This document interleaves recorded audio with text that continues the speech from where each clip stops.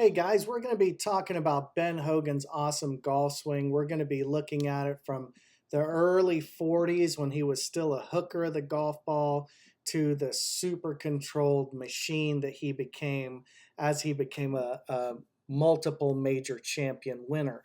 Now, a lot of the work that I'm doing right now, I'm excited to be sharing when I get down to Florida to the MSC Intensive in Tampa, July 3rd, this Friday. We're going to have K-Vest, we're going to have force plates, we're going to have TrackMan, and we're going to be teaching the Ben Hogan golf swing, myself and 3 other professional golf instructors at the Sestone Golf Academy. So hit me up, Christo at myswingevolution.com if you'd like to join us. We still have room for about 3 or 4 more people, and we'd love to have you. So let's take a look at these swings from Mr. Hogan, and then we're going to talk about what I'm doing to incorporate them into my golf swing. So before we dive into these swings of Mr. Hogan's and what I'm doing in my personal golf swing, I want to talk about this quote that I got on Instagram from one of my friends who runs Lee Trevino's fan page. And it goes like this: said Hogan, "Most people are too upright because they disconnect the arms from the body. My left arm swung right across my chest on the backswing and was the strongest part of my downswing. It's almost impossible to get your body out of position and come back to the ball badly. The idea is to rotate the club with the left arm. Poor players and even some tour players try to do it with the right arm. You have to do it with the left arm. Take it from me, there's no key on a typewriter to underscore the feeling in Hogan's voice when he emphasizes an instructional point." So that's what I went to the golf course with the other day, and we're going to get to my swing in just a moment. But let's take a look at Mr. Hogan's swing through the years real quickly. This first swing is 1941, so let's take a look at this.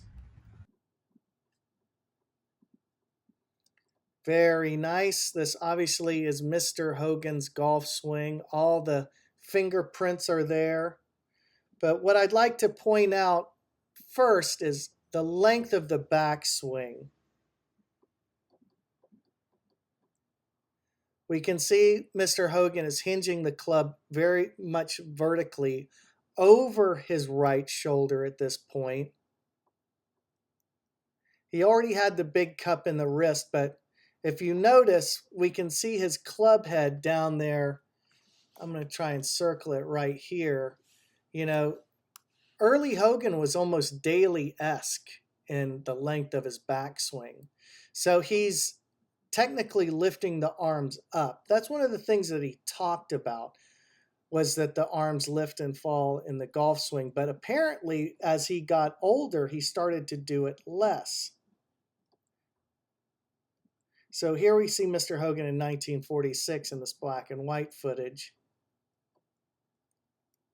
Still a very long backswing, and he hit the bejesus out of the ball. This is when he really loved hitting the golf ball. But in the late 40s, between 46 and 49, before the accident, he could really hit the ball dynamically, and he had a lot of control over it.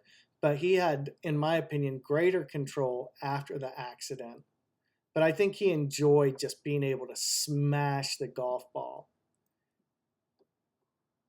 So let's watch this once again, his long, free-flowing 1946 swing. This is the first year he won a major at the age of 34. Lots of lateral motion in the golf swing. So here, 1953, this is the Pepe Cano footage. Now, granted, he was hurt. He's older. He's probably not going to have as long a backswing, but John Daly's backswing is practically as long as it's ever been. But let's take a look at the length of this. He's still past parallel, but my contention is that he's swinging it, the left arm, more across the chest, as I had described in that first quote. He's starting to have it more across the chest and more under control.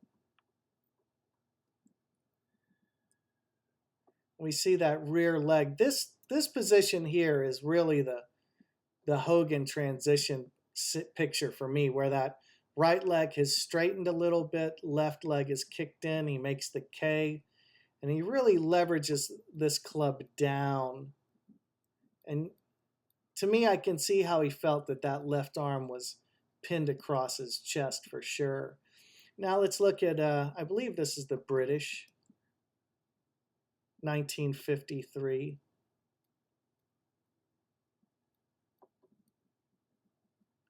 Again, I really love this older golf swing. I think it was more in control. I would like to have more control in my golf swing, I'll be honest with you. You know, it's the couple blow up holes around where I just blast one sideways. It drives me crazy. And so, in an effort always to control my swing, I'm trying to really dig in deep with this understanding of what Mr. Hogan's true mechanics were. So let's take a look at this left arm across the chest move here.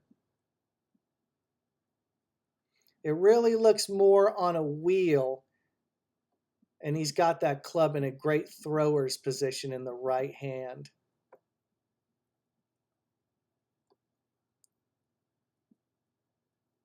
It doesn't look like he's lollygagging. It looks like he's really swinging at the ball.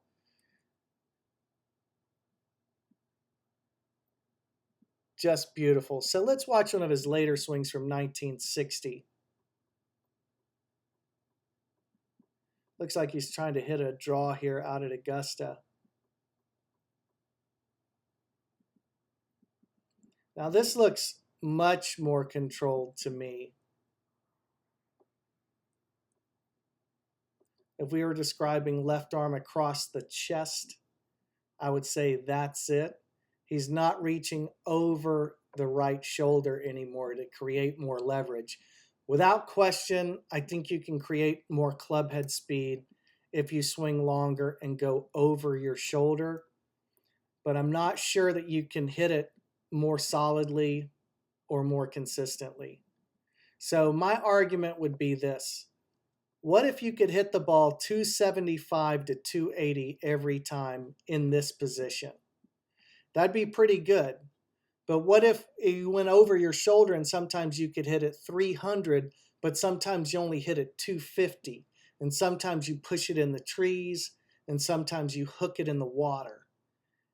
You'd be way better off hitting it 275 to 280 because you could just really plot your way around a course if you're going to hit the ball straighter. So that's been the great to and fro in my swing evolution, is wanting to hit the ball farther and then wanting to work back towards control. The other two variables are working from hitting a draw back to working to hitting a fade, just kind of going back and forth. But let's look at my most recent swing here. This is the only swing that I recorded in the Skins game last Friday.